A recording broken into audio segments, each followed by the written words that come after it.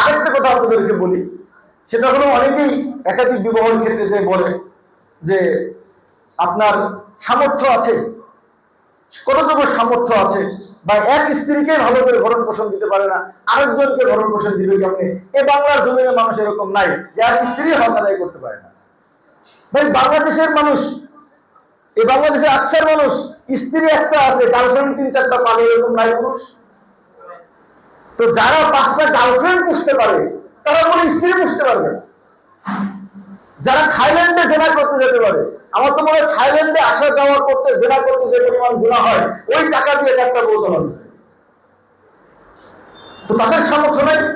ঢাকা শহরে যারা স্পা সাপ্তাহে যায় এক রাতে 5,000 টাকা, তাহলে যদি মাসে যদি 20 বার যায় তাহলে কত টাকা হয়? 1 লাখ টাকা। 1 লাখ টাকা একটা স্ত্রীর পিছনে খরচ হয়। 1 লাখ টাকা খরচ করলে হুজুর তো 10,000। আমি বলছি 1 লাখ টাকা খরচ করলে 4 জন স্ত্রী রাখতে কারো কোনো সমস্যা হবে? তাহলে একজন মানুষ প্রতিতলায় যাচ্ছে, এই সামর্থ্যবান বাংলাদেশে আছে, থাইল্যান্ডে যাচ্ছে, এই সামর্থ্যবান আছে, শুধু বাংলাদেশে দ্বিতীয় আরেকজন বউ রাখার সামর্থ্যবান পুরুষ নাই। এবং বড় লজ্জা লাগে এই কথাগুলো বলেও হলো বিশাল বড় বড় দায়িত্বশীল মানুষরা, যে আমি ইনসাফ করতে ভয় পাই।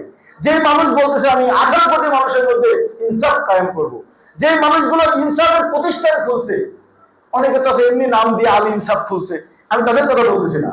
মানে আমরা সংস্থা, আমরা উম্মতের জন্য দরদি, আমরা রাজনৈতিক ফিল্ড থেকে আমরা পুরো বাংলাদেশের মানুষের মধ্যে আমি ইনসাফ করব। তো সে যদি এই কথা বলে যে আমি 2 স্ত্রীর মধ্যে ইনসাফ করতে পারতে ভয় পাই, তাহলে এই মানুষটার মুখে এটা কি সাজায় বলেন?